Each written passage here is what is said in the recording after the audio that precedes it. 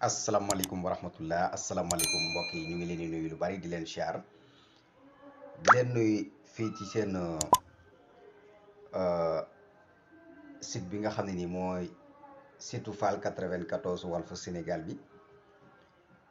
di leen jaajëfal bu baax a baax a baax a baax rawatina ak waa diaspora bi nag saa su nekk duma leen fàtte ndax ñoom kat xam naa li ñuy daj ndax ñun ñi nekkoon ci diaspora bi xam nañ bu baax a baax a baax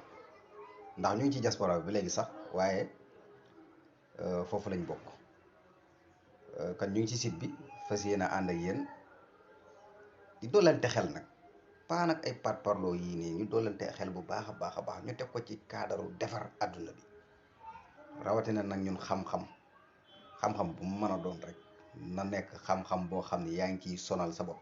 mais pas parparloo xamoo ba noppi bëgg a gën a xam ñëpp loolu baaxul boo jéemee rek suñ borom dimbali la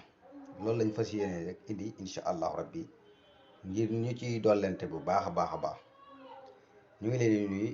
di leen siyaar fii ci Fall 94 Walfu Sénégal intro baa ngi noonu suñ ginnaaw voilà.